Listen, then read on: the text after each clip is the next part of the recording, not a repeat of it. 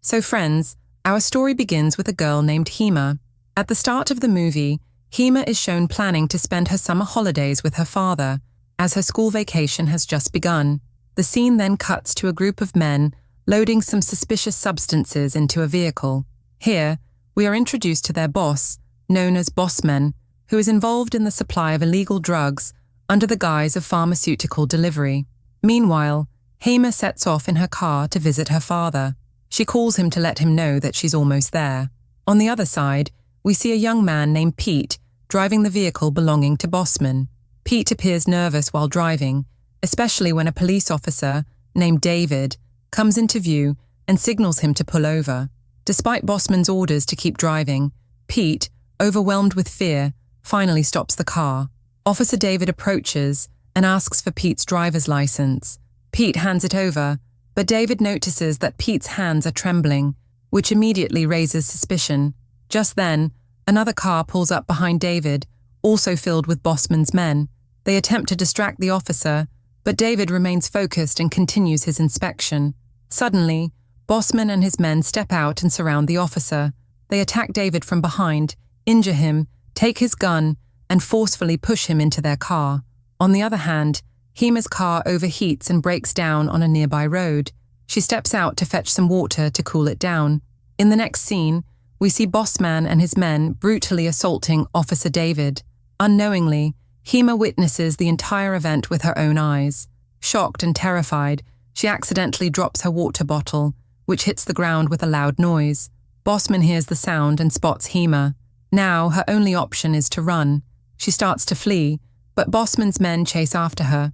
Eventually, they catch her and drag her back to where Officer David is being held. While the men begin mocking Hema, David slowly regains consciousness. Taking advantage of the chaos, David manages to escape in a car. Infuriated, the gang handcuffs Hema and begins firing shots at David. In the rush, Bossman's knife falls to the ground. He then picks up a sniper rifle and manages to shoot David. Meanwhile, Hema sees an opportunity. She frees herself from the handcuffs and escapes. On her way out, she grabs the knife dropped by Bossman. She runs back to her car, collects her belongings and phone, and continues fleeing. When Bossman reaches Hema's car while searching for her, he finds it empty. Realizing she has escaped, he and his men decide to split up and search in different directions. At this point, we are shown a character named Greg encountering Emma finds a lost passport, an unexpected clue that reveals the address of one of her pursuers. Meanwhile, Bosch and his team begin tracking Emma's footprints, but after walking a short distance, Emma realizes she's unintentionally leaving a trail behind. Bosch's men assume that Emma must be thirsty and, driven by survival instinct, will likely seek out water. They redirect their search toward the nearest water source. We then see Emma reaching a stream. Just then, Bob spots her. Seizing the moment, Bob approaches her alone and begins to harass her. But what he doesn't know is that Emma had come prepared. She had hidden a knife. Without hesitation, she drives the blade into Bob's chest, killing him. When one of Bob's teammates notices his absence, he alerts the rest of the group. Emma, overhearing their communication on Bob's radio, understands that they are searching for him. She quickly takes Bob's gun and the radio and escapes the scene. Soon after, Bob's teammate discovers his dead body and informs the others. Now, another man from Bosch's group, Wayne, starts chasing Emma. The pursuit leads him to a hilly terrain. As Wayne looks up the hill, Emma seizes the chance to push a large boulder down on him. Emma cautiously checks if Wayne is dead, but he suddenly grabs her. A struggle breaks out. Despite the close encounter, Emma manages to grab his gun and shoots him, ending the threat. Meanwhile, Bosch and his remaining team members arrive and find the second dead body. Shocked and enraged by the death of another comrade, they intensify their hunt for Emma. Soon, Bosch spots Emma from a distance. She runs and hides inside a nearby house. One of Bosch's men enters the house in search of her.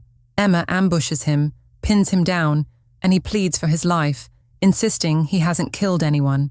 Moved by his words, Emma spares him, but the moment he gets outside, he starts shouting for the watchman.